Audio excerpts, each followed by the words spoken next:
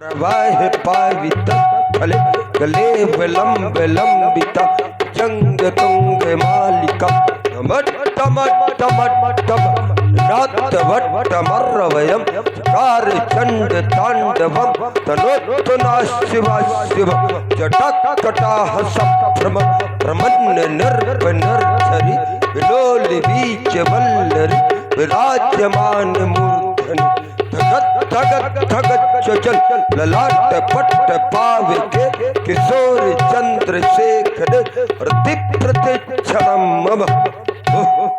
भूत भवन भोलेनाथ, आपका ध्यान करते हुए मैं निशंकता से शयन कक्ष में शयन कर रहा था। उसी समय ये अकस्मात ये मेरे श्रवण रंध्रों में अट्टहास की सुनाई पड़ गई। आज कौन हंस रहा है रावण पर? क्या होने जा रहा है आज ये रावण के जीवन पर?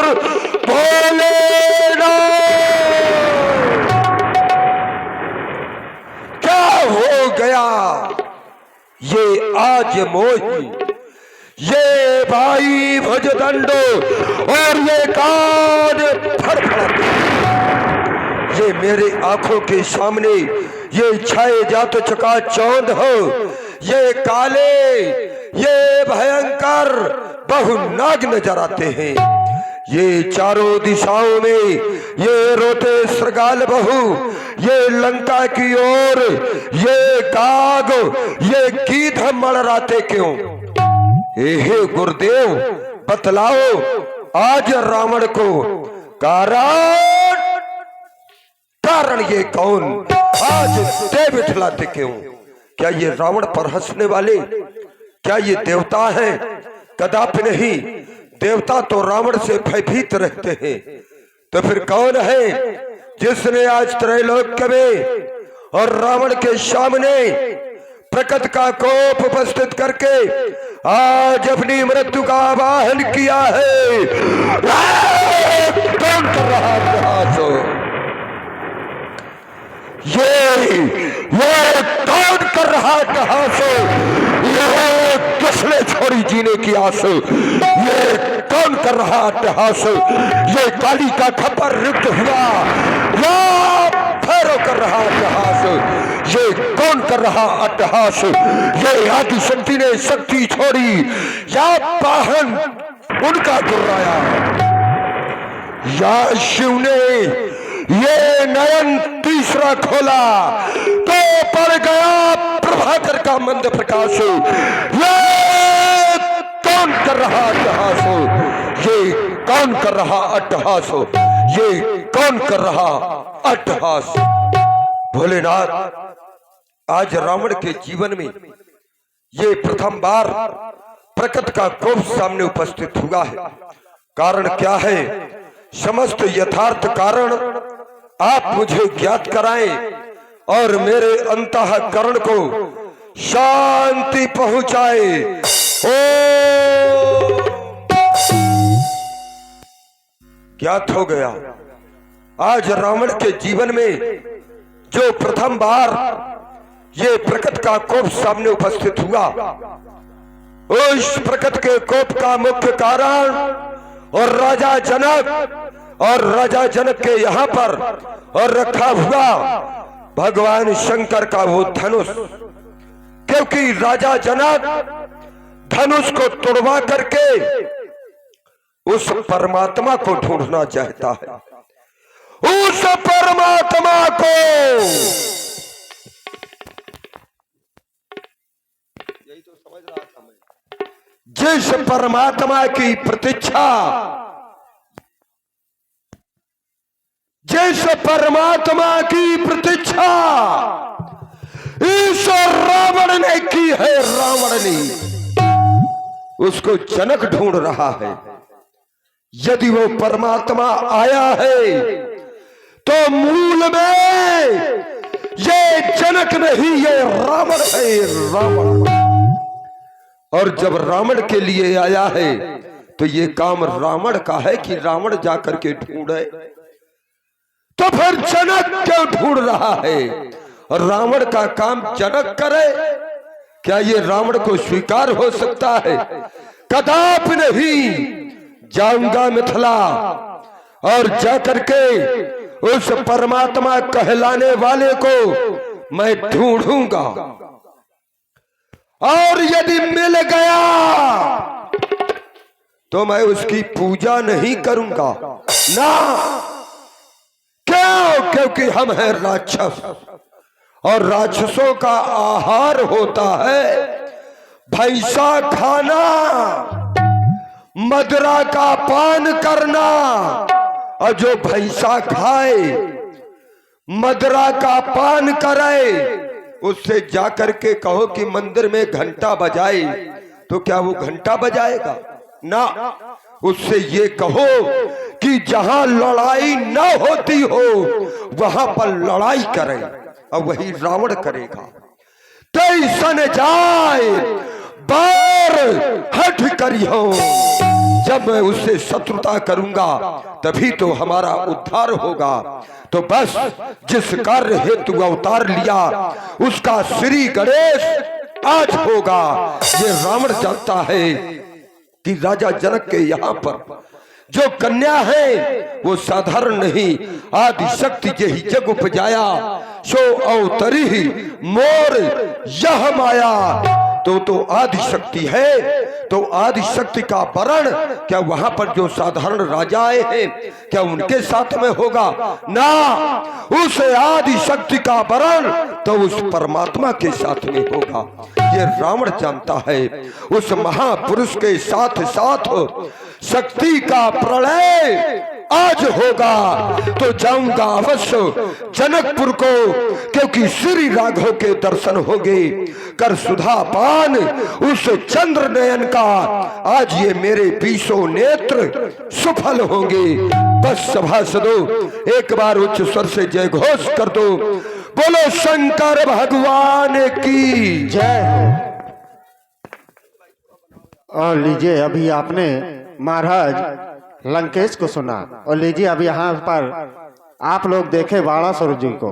बाणासुर की भूमिका में पंडित श्री मनोज मिश्रा जी, जो बहुत ही अच्छे बाणासुर के अभिनेता हैं, तो आप लोग बाणासुर को सुने। और इसी प्रस्तुति पर आप है भाई श्री आलोक शास्त्री जी, उनकी ओर से इनकार मुद्राएं प्रदान है। बहुत बहुत साधुवाद, धन्यवाद।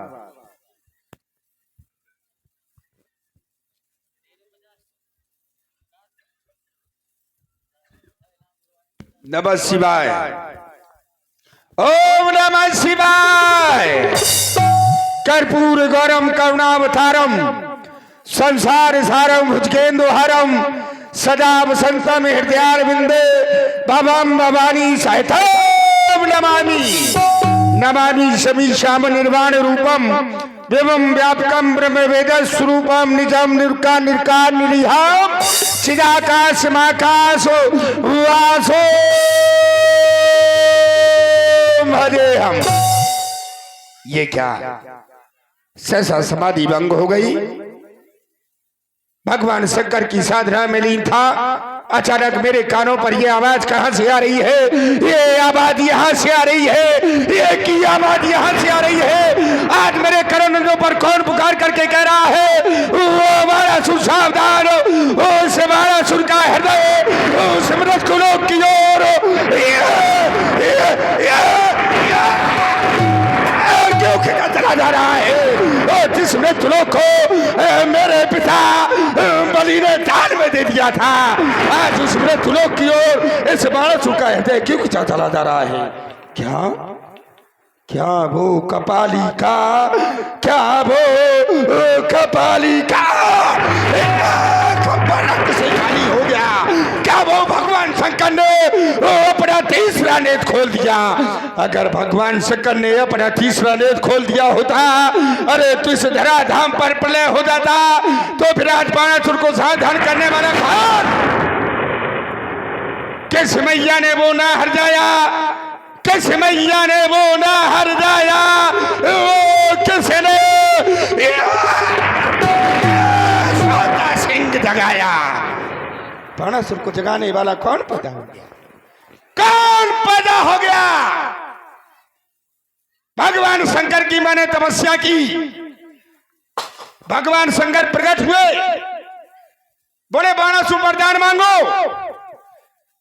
मन का अगर आप मुझे वरदान देना चाहते हैं तो युद्धम दही, युद्ध चाहता हूं मैं, युद्ध। भगवान शंकर ने कहा बाणासुर तुमसे युद्ध करने वाला भी कोई पैदा नहीं हुआ। मन का कब होगा? भगवान शंकर ने मुझे एक स्वर्ण पताका दी, बोले जाओ जाकर के इस पताका को अपने वंश में लगा देना, और जिस समय ये पताका झुक जाए तो समझ जाना कि तुमसे युद्ध करने वाला पैदा हो गया। देख रहा हूं भगवान शंकर की दी हुई पताका आज हमारे वंश में जेव की तेल लहरा रही है। फिर बाणासुर को सावधान करने वाला कौन? भगवान शंकर विदित कराओ। ओम नमः शिवाय।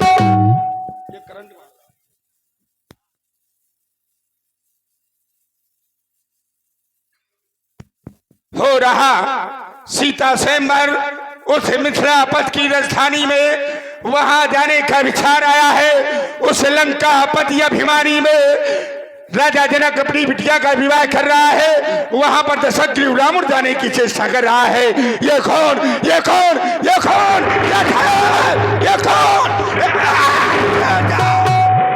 ओह, ये तो पुष्पक है, और पुष्पक तो सिद्ध दशग्रीव रावण के पास है, तो ये जरूर मिथिला जा रहा होगा। ये मिथिला जाएगा, उपद्रव मचाएगा, और ऐसा बाणासुर होने नहीं दे सकता। गुरु बंधु सीरत दुच की ऐसो बिटिया के विवाह में कोई व्यवधान मचाए, हम शांत नहीं रह सकते। सावधान हो जा लंकेश, सावधान। लेकिन विचार करता हूं, इसके पास पुष्पक है, और पुष्पक की जो गति है चलने की, वो मन की गति से चलता है, और मुझे इसके पहले मिथिला पहुंचना है। क्या किया जाए?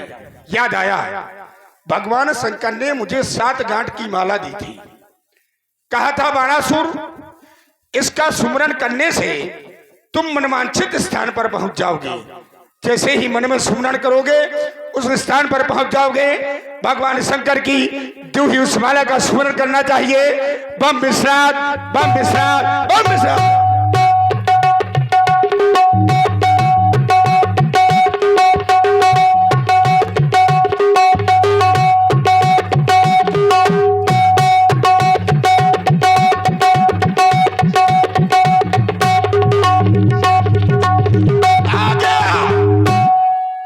आ गया मिथिला।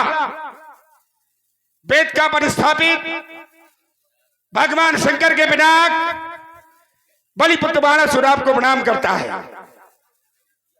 देश देशांतर से आए हुए निर्मालों, तुम्हारे लिए घोषणा है।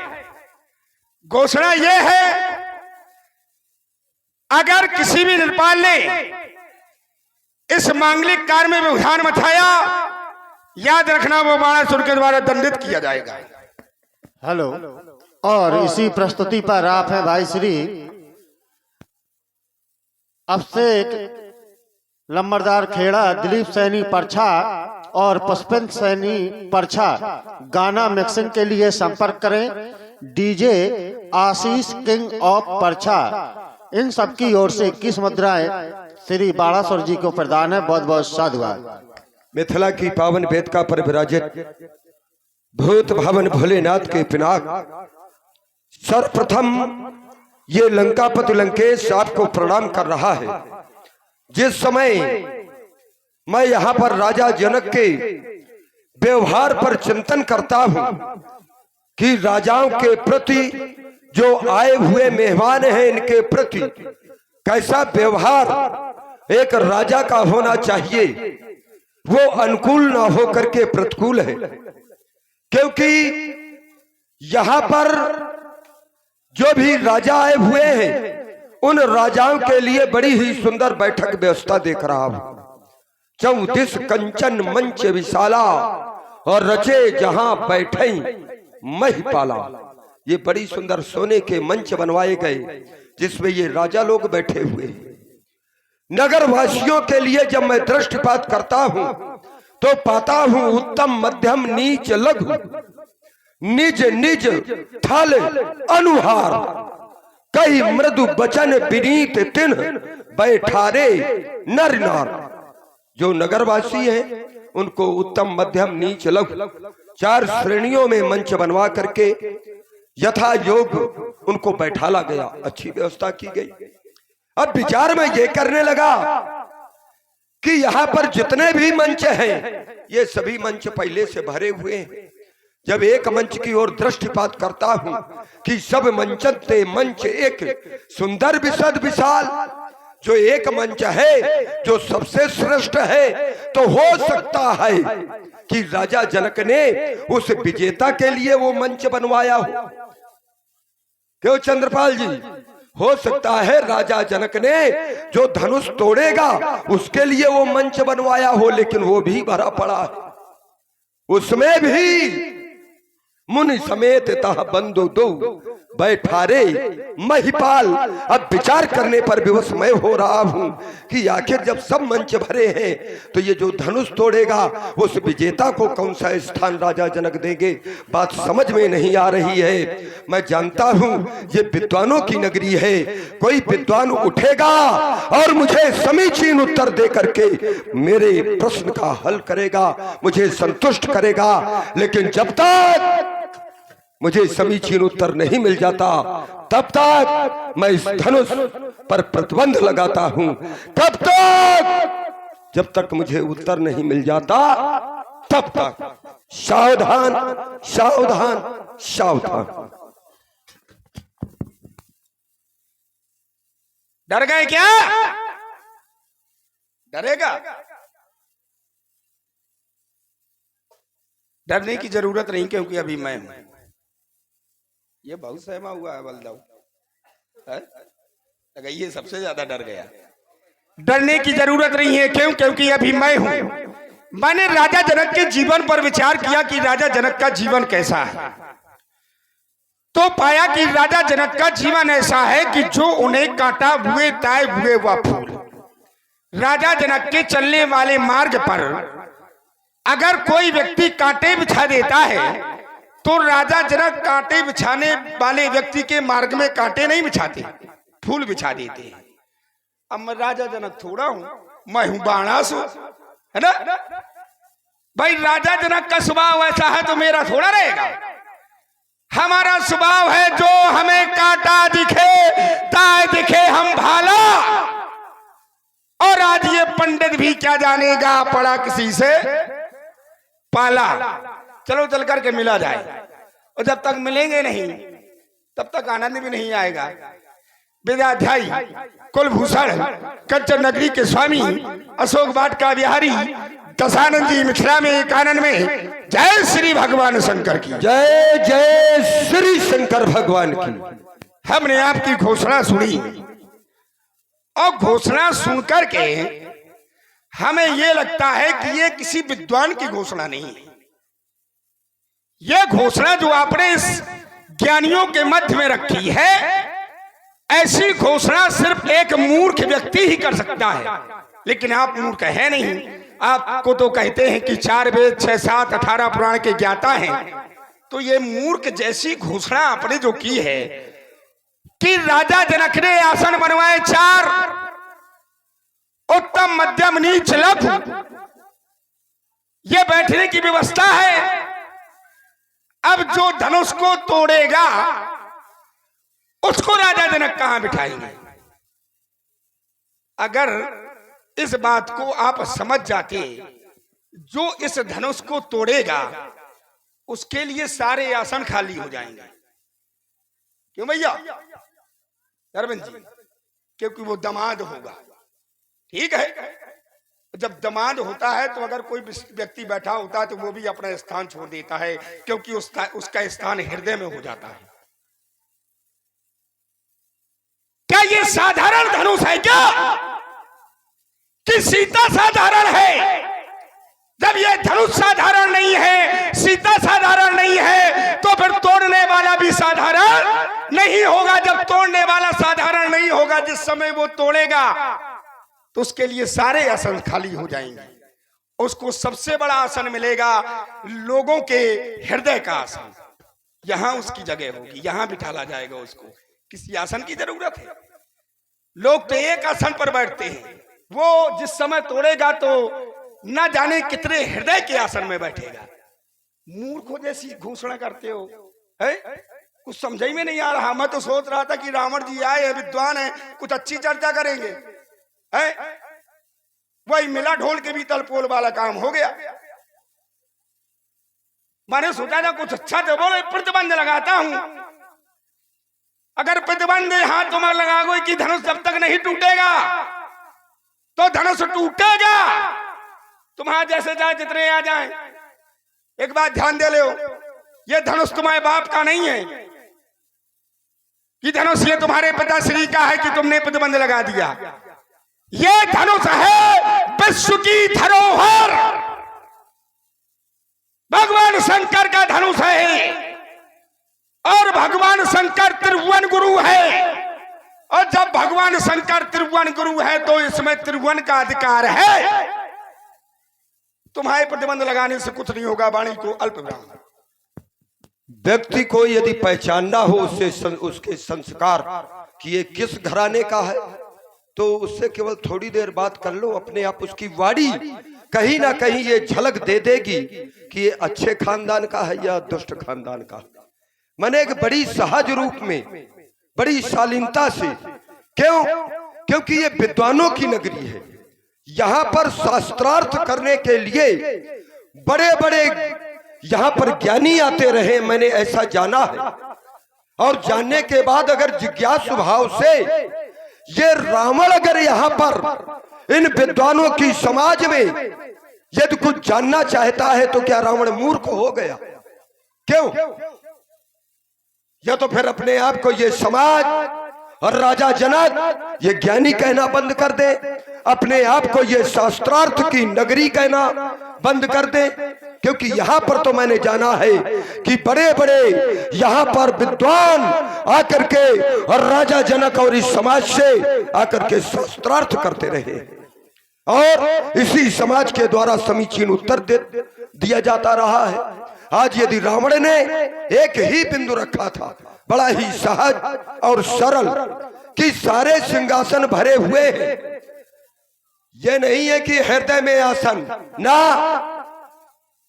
राजा जनक को सामाजिक नियम का पालन करना पड़ेगा। क्यों?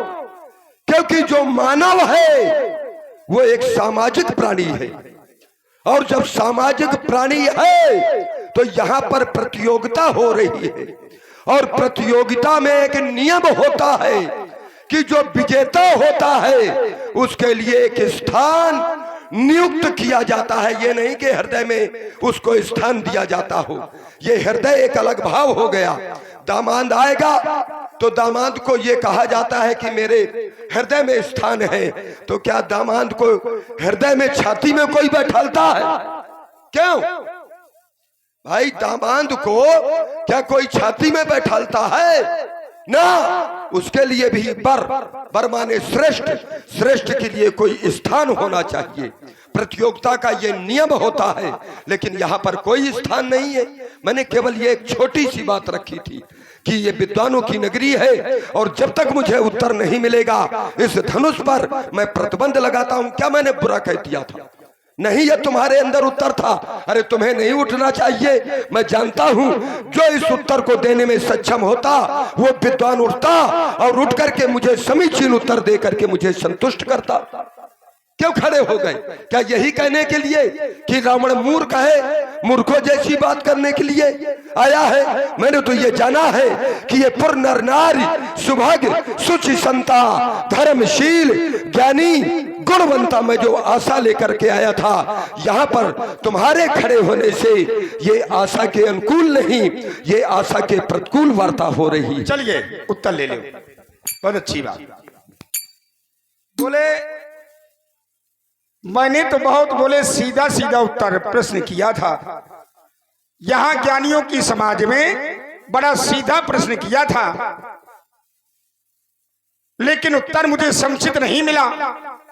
देखिए, बोले ज्ञानियों के समाज में अगर ऐसा पूछ लिया तो मैंने क्या गलत किया। इन्होंने यही कहा, ज्ञानियों की समाज में अगर मैंने ये पूछ लिया तो क्या गलत किया। एक बात बताइए, अगर एक आचार होता है, विद्यालय का आचार, आचार पूछे कि ककहरा कैसे पढ़ा जाता है, आचार पूछे कि ये ककहरा कैसे पढ़ा जाता है, तो क्या ये कोई प्रश्न है? क्योंकि वो ककहरा पढ़ के ही आचार बना है। आप कहते हैं यहां ज्ञानियों की समाज है, जब ज्ञानियों की समाज है तो फिर ये कार्य गलत नहीं हो रहा। पहली बात, अब बार बार कह रहे हैं आप कि उसको कौन सा आसन दिया जाएगा, नियमावली का उपयोग करना चाहिए, समाज के प्रति जो मानव समाज है इसके नियम से चलना चाहिए। तो राजा जनक उसी नियम पर चल रहा। कैसे? अब मैं बता रहा हूं कौन सा आसन मिलेगा उसे, दोबारा ले लो। बोले जमात को छाती में नहीं बिठाला जाएगा, हृदय में नहीं बिठाला जाएगा। जमात को हृदय में ही बिठाला जाता है, ठीक है। पहली बात, अगर हृदय में जिस व्यक्ति को आप निकाल देंगे फिर वो किसी चाहे जहां बैठ जाए, चाहे जितने ऊंचे सिंहासन में, वो कभी पूजनीय नहीं होगा। दूसरी बात देखिए, यहां पर प्रतियोगिता है, राजा तोड़ने के लिए आए, यहां आए कि नहीं आए तोड़ने के लिए। अब भैया जो तोड़ने के लिए आए हैं, क्या वो खड़े हैं कि बैठे? खड़े हैं कि बैठे? और बैठे हैं, और जिस आसन पर बैठे हैं उसी आसन से उठेंगे और तोड़ेंगे और उसी आसन पर फिर बैठ जाएंगे। रुक जाइए, थोड़ा थोड़ा थोड़ा ले ले। जितने समय का उतने समय तुम्हें रुका दूं, कोई दिक्कत नहीं है मुझे। थोड़ा थोड़ा बिल्कुल थोड़ा थोड़ा। मैं तो कह रहा, तुम इतना कह रहे हो, मैं तो इतना कह रहा हूं। चलो और कहो। अच्छा नहीं हो गया, मैं हो गया। हाँ हो गया। तो जब कोई प्रतियोगिता होती है, विचार करिए, यहां पर भी प्रतियोगिता हो रही है, और जब कोई प्रतियोगिता होती है तो उसमें जो उत्तीर्ण होते हैं, तो कभी कभी मैंने ये देखा है कि उस प्रतियोगिता में प्रथम, वरीयता क्रम में प्रथम, द्वितीय और तृतीय, ये तीन तीन स्थान नियुक्त करके उनको खड़ा किया जाता है, और वहां पर उस समाज के बीच में उन्हें प्रशस्ति पत्र दिया जाता है। हो गया अब रुका, ये मानो। अब थोड़ा ले लो, थोड़ा हो गया तुम्हारा, तुमने बता दिया, मुझसे ले ले, तुरंत ले, ज्यादा देर नहीं, तुरंत। बोले प्रतियोगिता होती है, और प्रतियोगिता जब होती है तो सुन लो महाशय जी, प्रतियोगिता में आसन की महत्वता नहीं होती, प्रतियोगिता में पुरस्कार की महत्वता होती है कि ये प्रथम श्रेणी का पुरस्कार है, द्वितीय श्रेणी का पुरस्कार, ये तृतीय श्रेणी का पुरस्कार है।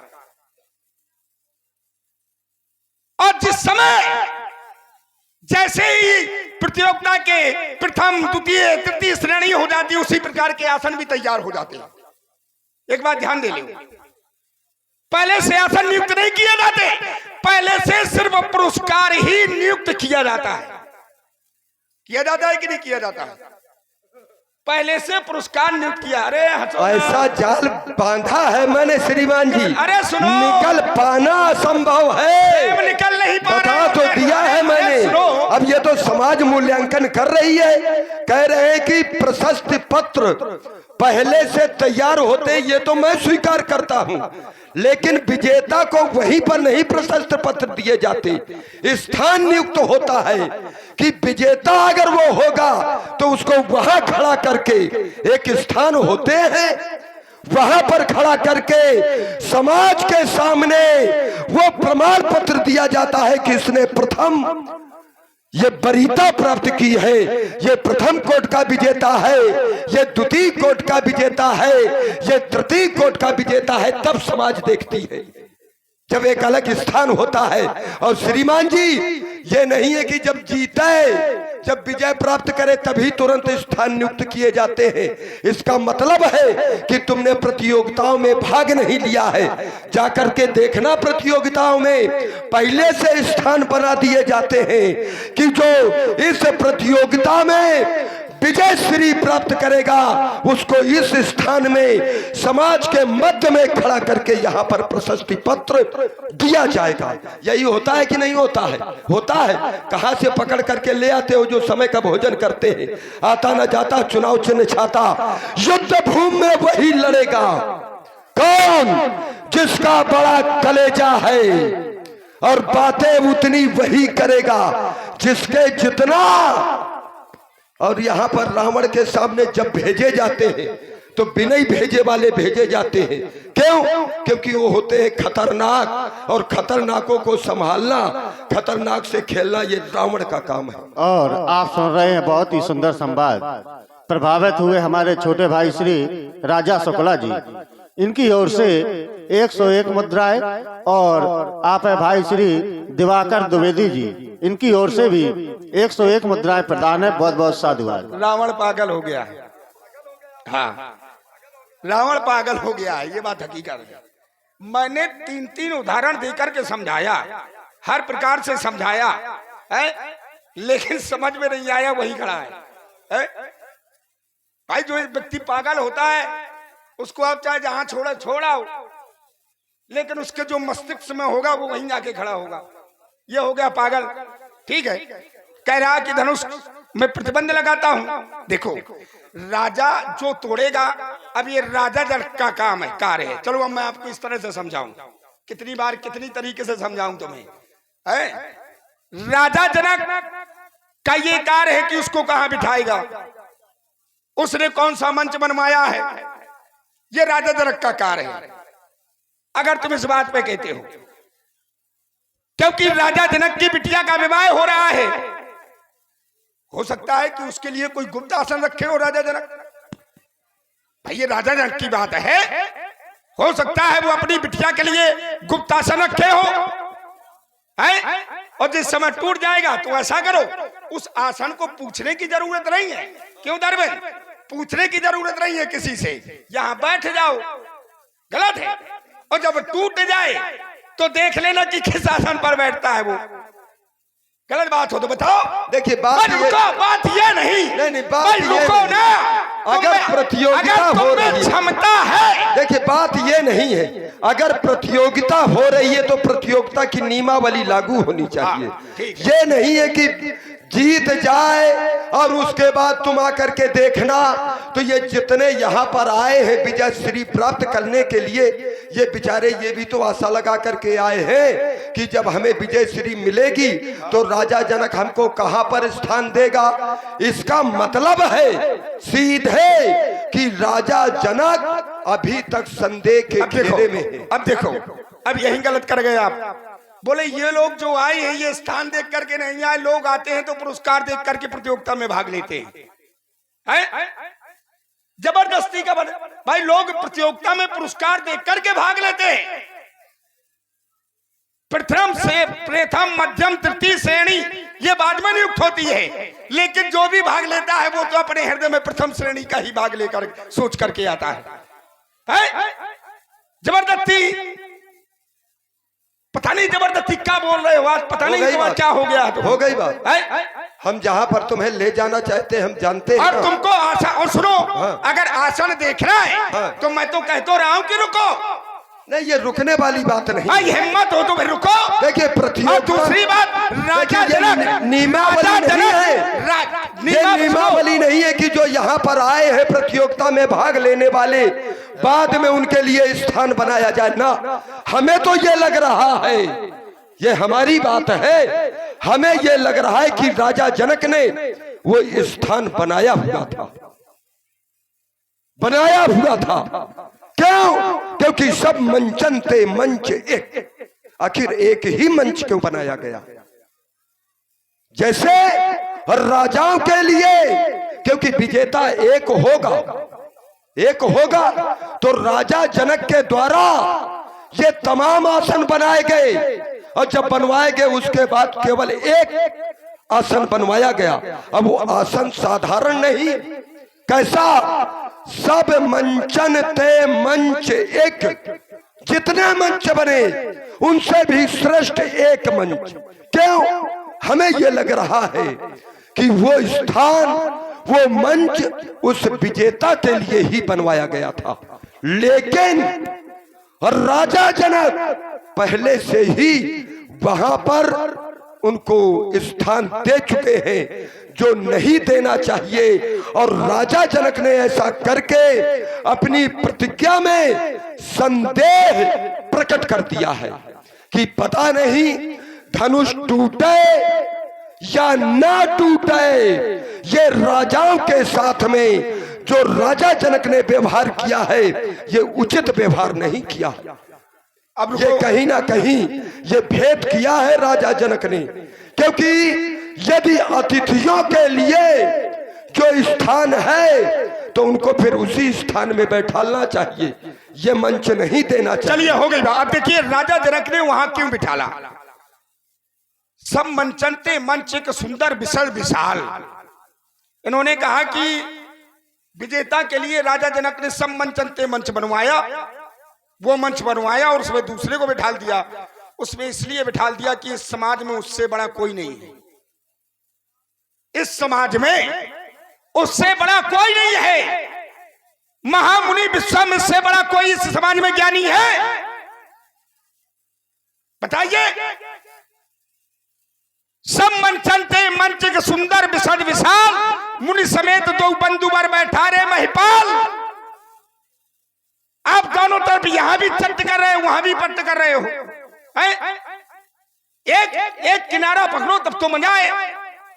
बोले अब उसको बिठाल दिया, अब मैं तुम्हें कह दूं कि अब अगर उसको बिठाल दिया, मैं ही तुमसे प्रश्न कर दूं कि अब कहां बिठालेगा राजा जनक? तुम कह रहे हो अगर विजेता के लिए बनवाया था। एक किनारा पकड़ो, अच्छी बात नहीं है। हो गई। और सुनो, आपने कहा कि मानो नियमावली है, ये प्रतियोगिता है और ये मानो नियमावली है, तो मानो नियमावली में ये भी नियम है कि मानो को अपनी माता पिता की बात मानना चाहिए। मानना चाहिए कि नहीं मानना चाहिए? मानना चाहिए, ठीक है। मानो को माता पिता की बात मानना चाहिए। और ये रावण है,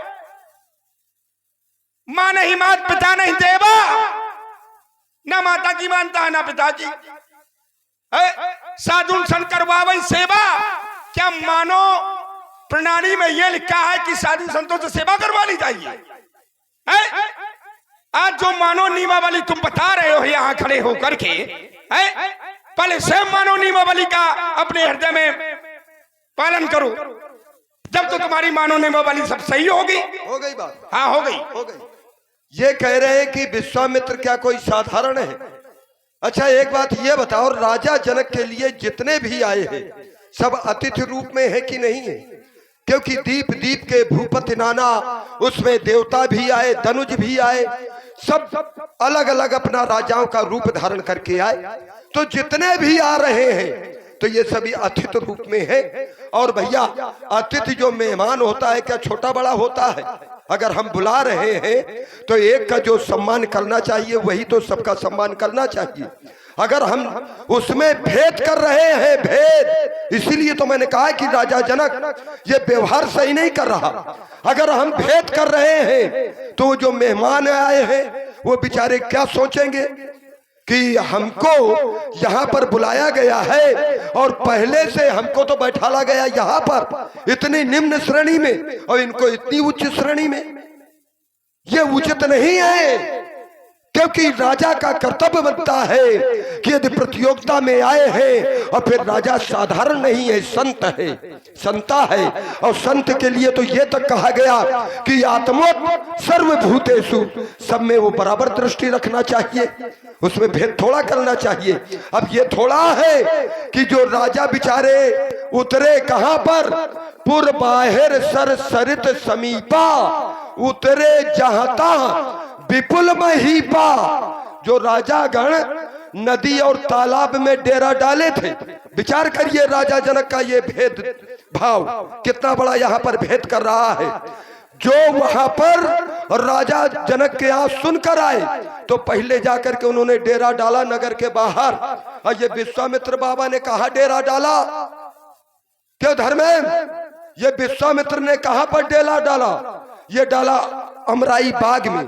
अब विचार करिए कि एक अमराई बाग में डेरा डाल रहा है अब एक नगर के बाहर ये राजागढ़ डेरा डाल रहे हैं। यहाँ बैठने के पहले तो राजा जनक को करना क्या चाहिए कि सब में बराबर भाव रखना चाहिए,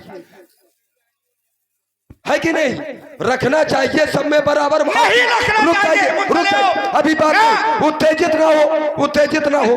ना ना बिल्कुल नहीं, बिल्कुल नहीं, बिल्कुल नहीं हुई, बिल्कुल नहीं हुई, बिल्कुल नहीं। हम आपको समय देंगे धैर्य से। हाँ बिल्कुल बिल्कुल। हाँ, इसीलिए बीच में बरसाती में ढकना बनो भाई, बराबर का भेद रखना चाहिए। अब एक के यहाँ पर राजा जनक विश्वामित्र से जब मिलने जा रहा है तो संग सचिव अकेले नहीं जा रहा वहां पर अमराई बाग में। संग सचिव सुच भूर भट भूसुर बर गुरु ज्ञात ज्ञानी गुरु ब्राह्मणों को लेकर के साथ में जा रहा है और अमराई बाग से उनको सुंदर सदन में स्थान दिलाया जा रहा है। किसके द्वारा? राजा जनक के द्वारा। कहे सुनकर के विश्वामित्र आए और सुनकर के तो वो राजा आए हैं जो पूर्व बाहर सर सरित समीपा, उनको पानी तक के लिए नहीं पूछा जा रहा कि बेचारे कितने दूर से आए हैं। क्या यही एक राजा का नैतिक कर्तव्य बनता है? जो इनके साथ में ये भेदभाव किया ये उचित नहीं है। इसीलिए मैंने कहा कि राजाओं के साथ में ये राजा जनक अनुकूल व्यवहार न करके ये प्रतिकूल व्यवहार कर रहा है कि आपको यहाँ पर बिठाया जा रहा है या उनको वहां पर। हो गई। इतनी देर बोले है? और मुझे सिर्फ ज्यादा से ज्यादा 2 क्षण लगेंगे, तुम्हारी बात एकदम खट खट खट चटपट। तुम रहे तुम्हारे बाप आ जाए, अरे तुम्हारे बाप आ जाए, बता तो दिया है। ऐसा जाल बैठा है, ऐसा जाल पहले जाल निकल जाना तो चुनौती है तुम्हें। अरे आओ मैं निकलूं, आओ तो बता तो दिया चुनौती है। मैं अकेला नहीं, देखो ये सब अभी निकल रहे हैं ना, मुझे किसी चौपाई पढ़ने की जरूरत है। देखो कैसे तुम्हारी बात का बोले, राजा जनक को व्यवहार कैसा करना चाहिए, सबके साथ समान करना चाहिए। इनका कथन यही है। बहुत देर बताए, चौपाई पढ़ी, उनका ये किया वो किया, ठीक है। बोले समान व्यवहार करना चाहिए। देखिए आप लोग निमंत्रण करते हैं गांव का, करते कि नहीं करते? भोजन का निमंत्रण देते। जब आप भोजन का निमंत्रण देते हैं तो आपको भाई समान दृष्टि रखनी चाहिए। इनके कहने का मतलब ये है? तो ब्राह्मणों को क्या सूत्रों के साथ बिठाओगे? जो जिस कोट का होगा जबरदस्ती उन्होंने कहा ये राजा जनक गलत करा, गलत करा, गलत कहा, तना जाता तुना ज्यादा बड़ी अम्मा बने घूम रहे हो गई बात। रुको, अब बीच में नहीं भाई। जो ब्राह्मण होगा तो उसके पैर धुल करके बिठा ले जाता है। सूत्र होता है तो सूत्र की जगह, बस होता है बस की जगह। ये प्राणी बनाई गई है। अगर हर व्यक्ति को समान भाव रख दिया जाएगा तो जो समाज की व्यवस्था है, अगर छोटा व्यक्ति अगर बड़े व्यक्ति के बराबर में बैठने लगेगा तो ये समाज की व्यवस्था गड़बड़ा जाएगी। हो गई बात।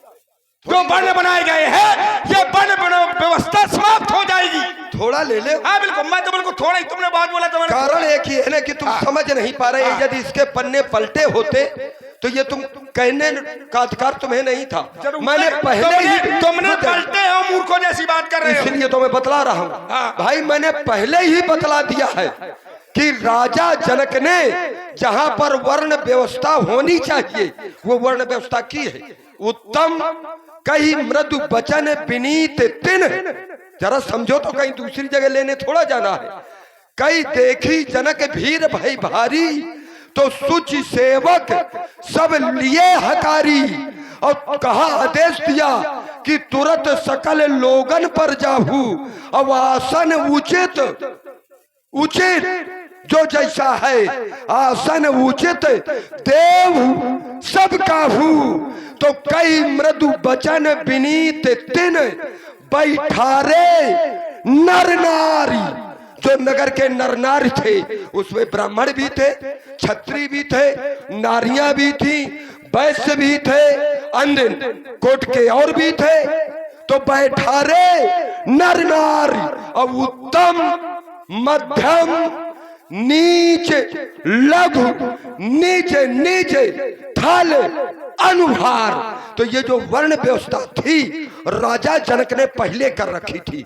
वहां पर पहले से स्थान भरे पड़े हैं। यहाँ पर जो अतिथियों के लिए स्थान है उस स्थान में इनको बैठालना चाहिए। मेरी बात ये थी कि यहाँ पर ये भेद क्यों किया?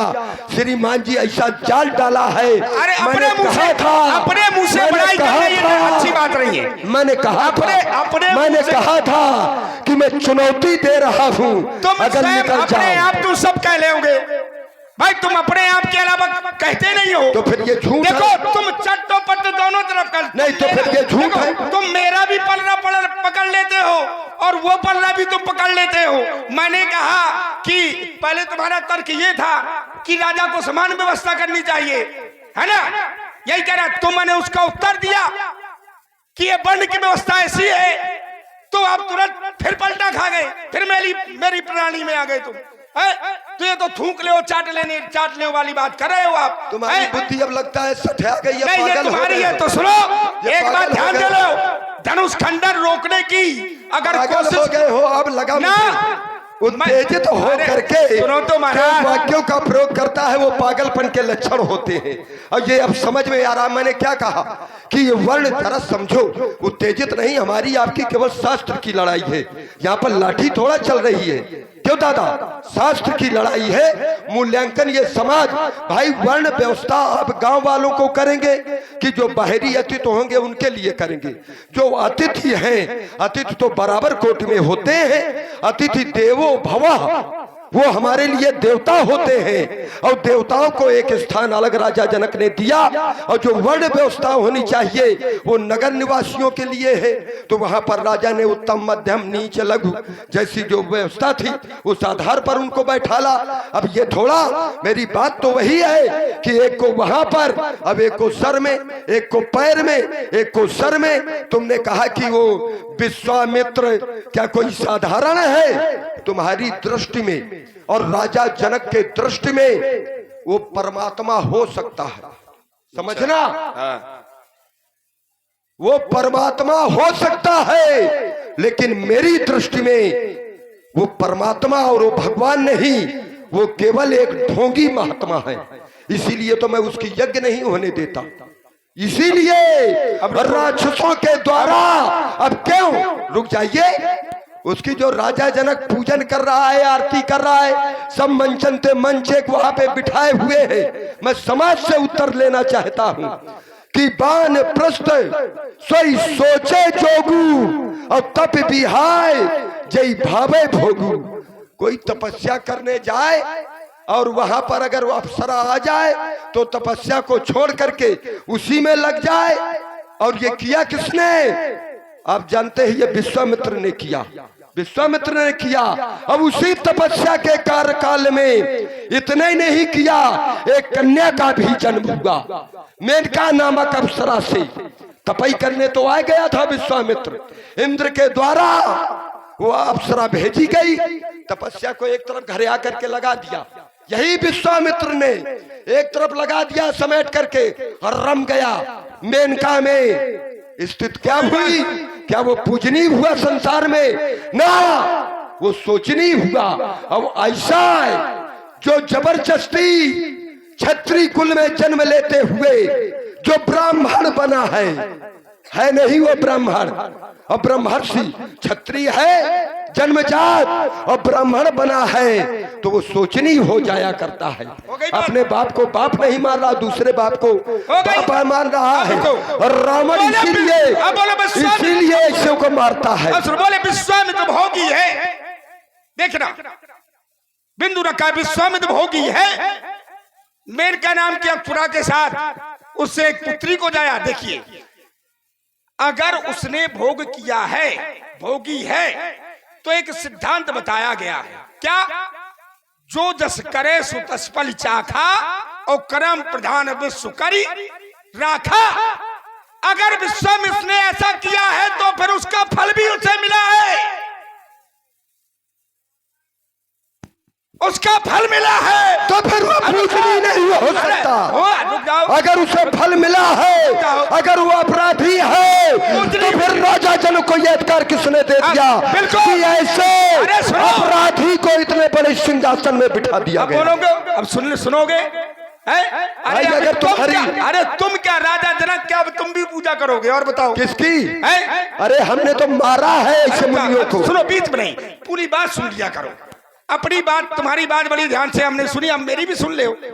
हमने इतना कह दिया कि अगर उसको कर्म का फल मिला है तो तुमने तुरंत बना लिया, घुस पड़े तुरंत। पूरी बात तो सुनो। तो बुद्ध चातुरता यहाँ थोड़ा चलेगी, बुद्ध चातुरता। देखिए, अगर उसने ऐसा किया तो उसको फल मिला। सारी तपस्या का फल, सारी तपस्या का फल उसको नहीं मिला, सारी तपस्या नष्ट हो गई। पर उसने तपस्या शुरू की, फिर विश्वामित्र जैसी तपस्या संसार में कोई नहीं कर सकता। बोले आज वो ब्रह्म ऋषि क्यों है, पूजित क्यों है? ये भी उसके कर्म है कि नहीं? व्यक्ति कर्म से ही पूजा जाता है, व्यक्ति कर्म से ही उसकी पूजा होती है। अगर आज पूजा होती है, एक समय उसने ऐसा किया था तो प्रशंसनीय ना हुआ, निंदनीय हुआ, तपस्या समाप्त हो गई। अब उसने ऐसे कर्म किए, फिर उसने इतनी तपस्या की कि ब्रह्म ऋषि पद पाने के लिए उसने वशिष्ठ के 100 पुत्रों को भी मार डाला। हाँ, ब्रह्म हत्यारा है। रुक जाओ, अब परेशान ना हो, बिल्कुल परेशान ना हो। लेकिन क्या उसे क्या, रुक जाओ, अगर ब्रह्म हत्या हुई, उसके द्वारा ब्राह्मणों को मारा, तो उसको ब्रह्म हत्या भी लगी, पर भी उसकी तपस्या समाप्त हो गई। कहाँ पर प्रायश्चित किया उसने? कहाँ पर प्रायश्चित किया? गोकर्ण तीर्थ में। क्या किया उसने? गोकर्ण तीर्थ में पुनः उसने तपस्या शुरू की। ठीक है, फिर गया वशिष्ठ को मारने के लिए। तो अरुंधति और वशिष्ठ जी बैठे हुए थे। उन्होंने कहा कि आप इनको ब्रह्म ऋषि क्यों नहीं कहते? अरे परेशान ना हो, देखो तुम्हारी बात को काटने के लिए जो तुमने यहाँ तर्क लगाए हैं, तो समाज को पूरी बात बतानी पड़ेगी। जब तक समाज को पूरी बात नहीं बताएंगे तब समझ में नहीं आया। स्वयं वशिष्ठ जी ने उनको ब्रह्म ऋषि कहा। क्यों? क्योंकि उन्होंने उस ब्रह्म ऋषि का कर्म किया। भाई कर्म प्रधान है सीधे। अच्छा कर्म करोगे और कर्म हम करेंगे, फल कौन देगा? शुभ और अशुभ कर्म अनुहारी और ईश दे फल हृदय विचारी, ये उसका काम है। ठीक है, अगर वो उसने बुरा काम किया होता, अगर कोई बुरा करेगा तो बुरा मिलेगा। हो गई बात। अगर उसने पूजा करने वाला काम किया है विश्वामित्र में, तो आज पूजा हो रही है। हो गई बात। तुम्हारी पूजा का है नहीं हो रही, ये बताओ। हो गई बात। तुमने आज तक पूजा का कोई काम ही नहीं किया। हो गई बात। हो गई बात। चोरी, चोरों के सरदार हो, चोरी करवाई है। बाले खल बहु चोर जुआरा, जेलम पट पर्दन परदारा, माँ नहीं मात पिता नहीं देवा। उत्तेजित क्यों हो रहे हैं? कौन हो रहा है? अब रुक जाओ, थोड़ा सुन ले। हाँ बिल्कुल सुनाओ। अब मैं सुना रहा हूँ, उत्तर समाज से मिलेगा। देखिए, एक चोर अगर दूसरे चोर को जान रहा है कि मुझसे भी बढ़कर के चोर है, तो वो चोर क्या करेगा?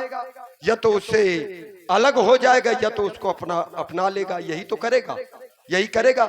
और इसने बड़ी अच्छी बात बताई, हम तो भूले ही आ गए थे, लेकिन इसने बड़ी अच्छी बात बताई कि वशिष्ठ के 100 पुत्रों को मारा। विचार करिए, यदि एक ब्राह्मण बालक की आप हत्या करते हैं तो उस हत्या का विमोचन नहीं हो सकता। और जिसने 100 विप्र बालकों की हत्या की हो, और किसने की? विश्वामित्र ने। तो उसकी क्या किसी ने पूजा की? किसी ने उसको स्थान दिया?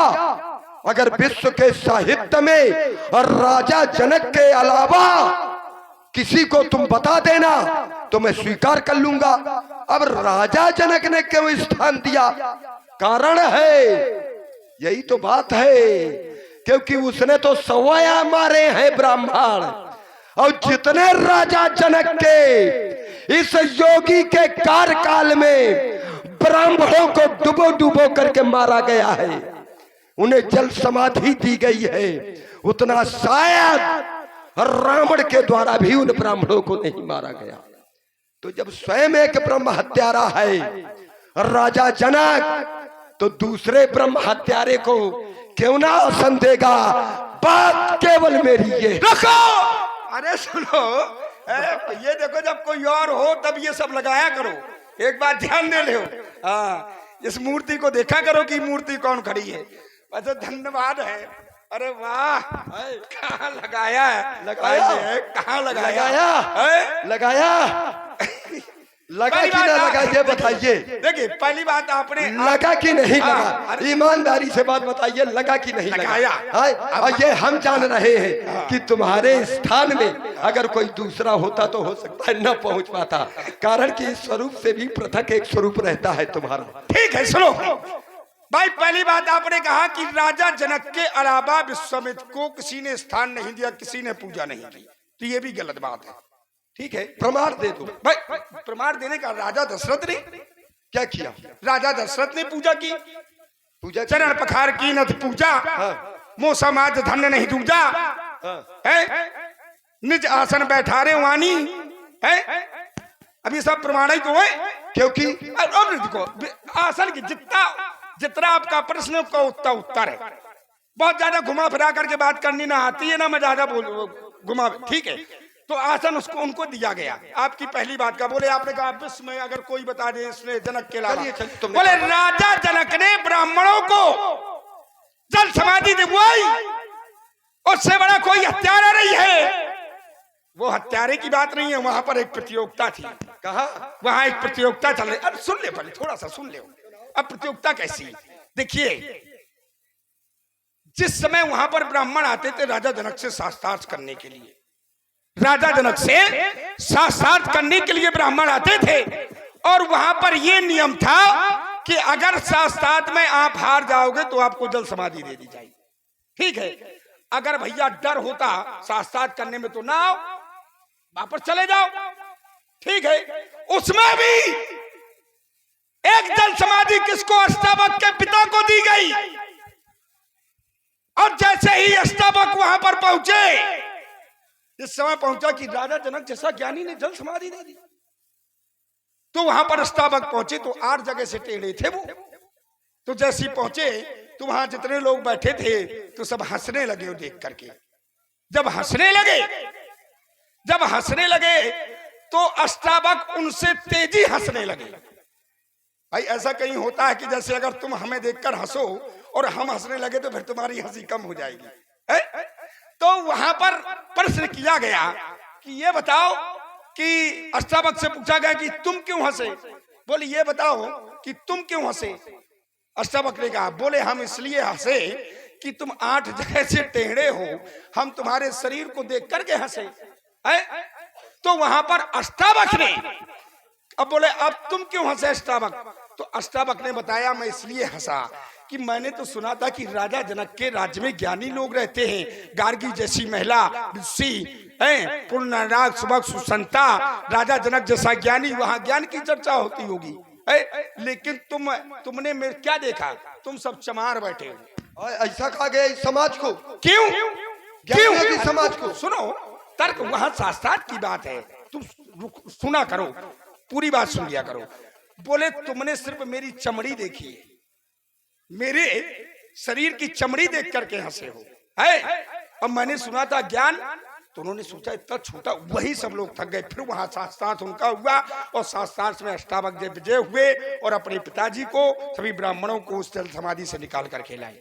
ठीक है, तो वहां पर एक प्रतियोगिता का रूप हो गई। ठीक है, वहां राजा जनक दोषी नहीं है, फिर राजा जनक वहां पर दोषी है। हो गई बात। हाँ, अगर ये उचित है, इसीलिए मैंने कहा था ये समाज ज्ञानियों की नहीं है, और तुमने सिद्ध कर दिया कि अष्टावक्र जैसा एक ज्ञानी जब पहुंचता है तो उसकी चमड़ी की पहचान करते हैं। क्या ज्ञानी बाह्य दर्शन करता है? ना, जो ज्ञानियों की समाज होती है वो आंतरिक दर्शन किया करती है, बाहरी दर्शन नहीं करती, आंतरिक दर्शन किया करती है कि इसके अंदर क्या है। लेकिन इस समाज ने और राजा जनक ने उस अष्टावक्र का आंतरिक दर्शन नहीं कर पाई। अब रुक जाइए, वही रुक जाइए, देखिए मैं बड़ा शांत रहा। वही अगर ये नियमावली होती कि शास्त्रार्थ में जो पराजित हो जाए उसे जल समाधि दी जाए, तो अष्टावक्र ने उसी समाज में बंदी आचार के द्वारा शास्त्रार्थ किया। बंदी आचार उसे शास्त्रार्थ किया उस अष्टावक्र ने, उस बंदी आचार जिसने अनेकानेक ब्राह्मणों से शास्त्रार्थ में विजय प्राप्त की और उन ब्राह्मणों को जल समाधि दिलाई। लेकिन जब बंदी आचार शास्त्रार्थ में अष्टावक्र से पराजित हो गया तो बंदी आचार ने कहा कि अब यदि आप आदेश दें, क्योंकि मैं पराजित हो गया हूं, तो मैं जाकर के जल समाधि ले लूं। तो अष्टावक्र का सीधे यही उत्तर था कि शास्त्रार्थ में पराजित हो जाना ये आत्महत्या नहीं है, कि अगर हम पराजित हो जाएं तो उसको जल समाधि दिला दी जाए। क्या यही ज्ञानियों का ज्ञान है कि उसको सूली पर चढ़ा दिया जाए? अगर ये ज्ञानियों का ज्ञान होता तो अष्टावक्र, जिसको राजा जनक ने बाद में गुरु स्वीकार किया, कुछ तो समझ करके स्वीकार किया होगा, तो फिर उस अष्टावक्र के द्वारा उस बंदी आचार को जल समाधि क्यों ना दिलाई गई? केवल इसी कारण से नहीं दिलाई गई क्योंकि शास्त्रार्थ में पराजय ये आत्महत्या नहीं है कि जाकर के आत्महत्या कर लो, पानी में डूब करके मर जाओ। ये दर्शन, ये बोध, ये अष्टावक्र ने उस समाज को दिलाया कि शास्त्रार्थ करो, ज्ञानार्जन करो।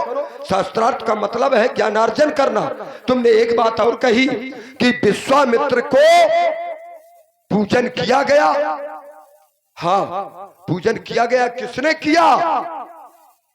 केवल उसी के वंश में। ऐसा थोड़ा वहां क्यों किया गया जैसे राजा जनक ने किया? वहां स्वार्थ है, स्वार्थ। स्वार्थ लाग करे सब प्रीति, सुर नर मुनि सबका यह रीति। क्योंकि विश्वामित्र क्या, उस जगह पर कोई भी जाता उसका कर्तव्य बनता है, क्योंकि वो रघुवंशियों में है और रघुकुल रीत सदा चले आई और प्राण जाई पर बचन न जाई। वो जानता है राजा दशरथ कि इसने मेरे पूर्वज हरिश्चंद्र को दर दर ठोकरे खिला दिया था जब आया था एक बार। आज ये पुनः मेरे पास आया है तो निश्चित है इसका आना यहाँ अकारण नहीं, यहाँ सकारण है। तो पहले से मैं इतने पूजन कर लूं, इतनी प्रार्थना कर लूं कि ये जिस कारण से आया है वो अपनी बातें न कह पाए। नहीं तो विश्वामित्र जहां जहां गया है वो दर दर ठोकरे खाने पर उस व्यक्तित्व को विवश कर दिया है। ये प्रभाव देखो, देखो राजा दशरथ, देखो 16 दूनी 8 राजनीति का पाठ ना पढ़ाओ। यही तो एक बात बताओ, तुम एक बात ईमानदारी की बात बताना, 16 दूनी 8 होता है? 16 दूनी 8 ये कह रहे हैं 16 दूनी 8 क्यों? 16 दूनी 8 की 8 दूनी 16 क्यों? रुक जाओ, ज्ञानियों की समाज है, चुप रहो। अच्छा बताओ 16 दूनी कितना होता है? क्यों 16 दूनी? और ये कह रहा है 16 दूनी 8 और राजा जनक का समर्थक अज्ञानी का बन करके आया है जब स्वयं में ये अज्ञानी है। अरे बोलो शोर, अब जाग जाग, अब रुको, देखो वीर रस जाग जाग। ऐसा तो यहाँ से भाग भाग। क्यों? क्योंकि अजगो थाथी नहीं किसी की, अजगो थाथी नहीं किसी की, अजगो विश्व बपौती है और जिसने दैत्यों का दलन किया उसकी ऐसी ठकरौती है कहाँ छुपा वो नरनाहार। मैं भी तो देखूं आ जाए, वो मुझे समझे मैं उसे समझूं। है कहाँ छुपा वो नरनाहार जिसके कर से कर्षण होगा। बोलो बार, अब बदलो विधान, नई बाणों का वर्षण होगा। अब नहीं धनुष कर्षण होगा, अब नहीं धनुष कर्षण होगा। देखिए 16 दूनी 8, 16 दूनी 8 का मतलब मैंने क्या कहा था? बोले क्या समाज को? हाँ भाई, देखिए 16 दूनी 8 का मतलब होता है उल्लू बनाना। उल्लू बनाना बात ये है, इसलिए भाई जिसको उल्लू बनाना हो तो 16 रुक जाइए, रुक जाइए। देखो बीच में नहीं, मैं बड़ी ध्यानपूर्वक सुन ले। नहीं, तुम अपनी बात समाज में पहुंचाओ, मुझे पहुंचाने दो, परेशान ना हो। हाँ, ठीक है, हाँ। उसको उल्लू बनाना, घुमाना। अच्छा ये है, इसलिए मैं ये सब जानते हैं कि 8 दूनी 16 होता है। ये अगर तुम इस तरह की बाजता अगर करोगे तो ये लोग सोचेंगे रावण को लगता है स्वयं नहीं आता। ठीक है, इसीलिए धनुष कर्षण होगा। अगर धनुष कर्षण नहीं होगा तो फिर बाणासुर के बाणों का वर्षण होगा। धनुष कर्षण होगा क्योंकि काल की ज्वाला में विष्का महासागर हो, ये प्राणित का वेग भूचाल का चक्कर हो, वो जब तक हृदय में शांत हो तब तक भले हूँ, पर जाऊं क्रोध से तो फिर प्रलय ही प्रलय हूँ। ध्वंस करूंगा धनुष्य को, श्रावण की नदी बहा दूंगा। ये दिखा, ये विकट फंकारों से आग लगा दूंगा। आज मैथिली अधिवेशन में ये काल क्रूर नर्तन होगा, अब नहीं धनुष कर्षण होगा। तो सुन लो, धनुष कर्षण होगा। अगर धनुष कर्षण नहीं होगा तो बाणासुर के बाणों का वर्षण होगा, क्योंकि नीत पथ पर तुम चलोगे तो साथ तुम्हें मैं छोड़ दूंगा। अनीत पथ का लिया सारा तो नस नस तुम्हारी तोड़ दूंगा। अच्छा ईमानदारी की बात बताना, नस काटी जाती है कि नस तोड़ी जाती है? तोड़ी जाती है। तोड़ी जाती है, क्या बात है ब्याह? नस तोड़ी जाती है। और जब नस आज तक तुम्हारी तोड़ी गई है? अच्छा ये बताओ, आज तक नहीं, अगर तोड़ी जाती है तो ये बताओ आज तक तुम्हारी किसी ने नस तोड़ी है? सबकी तोड़ी जाती है। हम लोग सभ्य थोड़ा है। ये बात सभियों की तोड़ी जाती है क्या? हाँ, तो लगता है इसकी टूटी है, तभी ये अपना अनुभव बतला रहा है। और न टूटी होगी तो अब आज हम तोड़ेंगे। प्राणासुर अब जाग जा, या तो भाग भाग, क्योंकि संकेत मिल गया है, क्योंकि बातें सुन तेरी बार बार मेरे बुरे अंतर लगी आग। बाणासुर अब तू भाग भाग। अब भागो भैया, क्योंकि मैं हूं, या तो यहाँ भागो या यहाँ से भागो। मैं हूं एक अकेला जग में सबसे अजब निराला, और जीजा लगता हूं मैं इसका, इसीलिए आ बचा है ये अभी तक। अब आप हार गए। कारण है कि जीजा की खोपड़ी में चाहे सार चाहे जैसे चढ़े, जीजा उसको मार नहीं सकता। अगर जीजा यहाँ पे मार देगा और वहां जब जीजा अपने घर में पहुंचेगा तो यहाँ तो केवल मार ही आए, जीजा ने मार आ रखी है। अब वहां पर जीजा के कितने मार पड़ेगी ये जीजा किसी से बता ना पाएगा, और लिए तू बचा है। अरे जीजा लगता हूं मैं इसका, और ये है मेरा साला। अरे और कह दे, कह कौन लागे लागे जोता का छोरा है कि नहीं? अरे सगा है, कहने में क्यों संकोच करते हो? केवल व्यासी जी कह रहे हैं, क्या डरते हो? अरे जीजा लगता हूं मैं इसका, और ये है मेरा साला। अब ये है, और इसी प्रस्तुति में आते हैं श्री धर्मेंद्र राजपूत जी, रामलीला समिति परछा। आपकी ओर से 51 मुद्राएं दोनों महाभट्टों के लिए, धन्यवाद। अरे सारे देख ले भैया बाणासुर के जीजा को। अरे सारे बाणासुर का जीजा है। अरे सारे चरण कहाँ है तुम्हारे? अरे सारे अरे रुको, अरे पीछी का मंत्र ना जाने। अच्छा ऐसा ये सारा है, बीछी का मंत्र ना जाने और छेड़ रहा है ये शेषनाग। बाणासुर अब जाग जाग। अब देखो जीजा जी, देख लो बाणासुर के जीजा जी को। फोट भैया थोड़ा ये इस तरफ थोड़ा कर दो, इस तरफ इस तरफ। ये बाणासुर के जीजा जी है। कहीं तुमने नहीं देखा क्या जो उनको दिखा रहे हो? देख कर दे भैया। हाँ आप भी आगे भैया। भाई रिश्तेदार हम तुम्हारे, तुम बाणासुर के जीजा को देख लियो तो सुन लो। रावण की बहनी का क्या नाम है? ओम सुपनखा। सुपनखा? सुपनखा रावण के बहनी। किसको भी आई थी?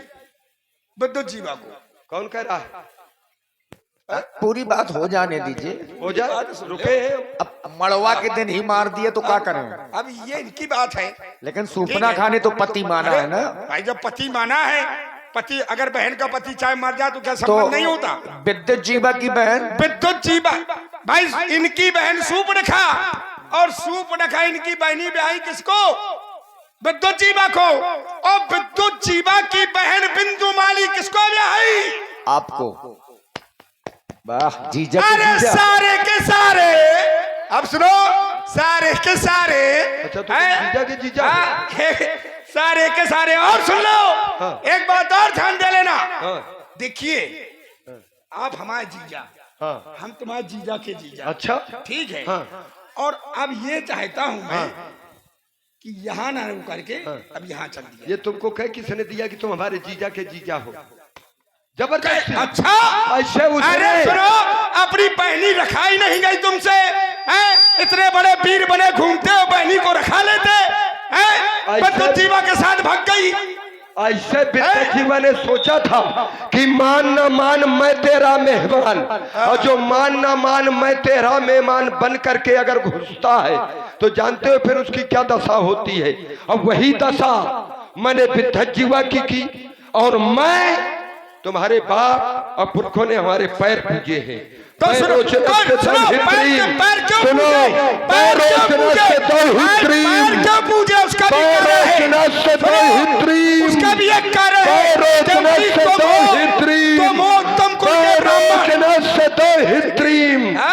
वज्र ज्वालेति नामतः ताम भार्या कुंभकर्ण रावण सम कल्पयत। अब देखिए, तो हमारे पैर पूजे गए अरे हैं। बिल्कुल। अब सुनो, उतरे का इतने में होता है। रुक जा, फड़फड़ाते क्यों? उत्तेजित ना हो, उत्तेजित जो तुम क्योंकि चाह रहे यहाँ- कारण है कि उत्तेजित ना हो। आप फंस रहे हो तो चिल्लाते हो, बिल्कुल। क्योंकि अरे खिसियानी बिल्ली वो खंभा नोचती है। भाई अगर तुम स्वीकार कर रहे हो तो अगर रिश्ता है तो हम भी स्वीकार करेंगे। भाई जो मान्य होता है तो मान्य के आप पैर पूछते हैं कि खोपड़ी पूछते हैं? ईमानदारी की बात बताइए, क्यों? जो पैर पूछते हैं, अगर वो हमारा मान्य होता, जीजा का जीजा वगैरह बहनों ही होता, तो क्या उसका मैं बद करता? कौन चाहता है कि हमारी बहन विधवा हो जाए? क्या कोई चाहता है? बार बार ये बार बार बातन से पैर को बढ़ावे चली। अरे देख सन्मुख काल भय खाता है, बार बार बार बार लड़ी है तय अस्त्र को कर में धार, तो पे हार जई है तय मोसो कहूं बार बार, बार बार कहूं भाग जा यहां से आज, ना ही ता कठिन प्रण मेरो या बार बार, बार बार तेरे सिर के उखार बार, और मसल मसल गरद में मिलो हूं तुझे बार बार। एक बार उच्च स्वर से घोष करो, क्योंकि समय सूचक यंत्र हमें विवश कर रहा है। बोलिए शंकर भगवान की। बहनी को रखा नहीं पाए, उन्होंने कहा बार बार बार बार, है? पता नहीं क्या है, आज व्यक्ति को नाक कट जाए फिर भी पीड़ता दिखाए, अरे चुल्लू भर पानी में डूब कर मर जाना चाहिए। देखिए, अब और सुनो, तुम्हारी बहन सूपनखा कुआरे में गर्भवती हो गई। संकेत मैं अरे कितना खोल दूं मैं तुम्हारा? नहीं को तुम खोलो, तुम्हारी बापें चिरौती है। भाई इंसान पीड़ता, अब हमारे अंदर पूरे गांव में नाक कट जाए पीड़ता बखाने आदमी, इसलिए बोलो शंकर भगवान की। बस हो गई जाए। अरे हमने अपनी बहन तो अपनी बहन रहा, तुम्हारे वंश की बहनों को हमने रखाया है। तुम हमारी अकेले बहन की बात कर रहे हो। सिंह का कौन थी? प्रहलाद की बहन, जो कि मैंने सिंह का स्वयं समुद्र में निवास करती है। ताड़का कौन थी? इनके वंश की थी, मैंने इनकी रखाई है। जो दूसरे की रखाई अपनी बहन ना रखा पाएगा। जाने कहां से चले जाते हैं, आता ना जाता। आया था सूरज से मिलने, पड़ गया गुरु का था चक्कर, गुमराह पथ से करने को था दिया बाण ने बल टक्कर। लेकिन पथभ्रष्ट न होता है ये रावण, क्योंकि विद्वान बलि रणबंका है। सर्व शक्तियों से पूरे सुंदर सोने की लंका है। ढूंढे उस वीर पाकुरे को जिसने दी खुली चुनौती है। कहाँ छुपा है वो नरनाहार जिसने ताड़का का वध किया है, जिसने मेरे संविधान को ललकारा है। निकल करके आ जाए, क्योंकि इसी समाज में मानव के वेश में वो बैठा हुआ है। और रावण तो केवल उसी लिए आया है। लेकिन मैं जानता हूं समय सूचक यंत्र हमें विवश कर रहा है। तो हे भूत भावन भोलेनाथ के पिनाक, आपसे मेरी प्रार्थना है, क्योंकि जिस परमात्मा के द्वारा पहले आपका उद्धार होना है, उसी के द्वारा तो हमारा भी उद्धार होना है। पहले आपका उद्धार, उसके बाद हमारा उद्धार। तो हमारी आपसे एक प्रार्थना है कि आप उस परमात्मा के करकमलों में जाकर के 2 भागों में परिणत होकर के उसको और भी शक्तिमान बना देना, जिससे कि आगे आने वाले समय में मैं एक एक राक्षस को युद्ध क्षेत्र में भेज करके उस परमात्मा के द्वारा परम धाम प्राप्त करा सकूं। और उसके बाद मैं स्वयं पूरे परिवार के सहित युद्ध क्षेत्र में उस परमात्मा के द्वारा परम गति को प्राप्त कर सकूं। बस इसी कारण से आया था और यही मेरी आपसे प्रार्थना है, यही मेरा निवेदन है। हे अजगौ अंतिम प्रणाम, हे अजगौ अंतिम प्रणाम। एक बार सभासदों उच्च स्वर से जय घोष कर दो। बोलो शंकर भगवान की जय हो। और इसी प्रस्तुति पर आप है भाई श्री हृदय लंबरदार और सोनू लंबरदार, इनकी ओर से 21 मुद्राएं। बहुत बहुत साधुवाद।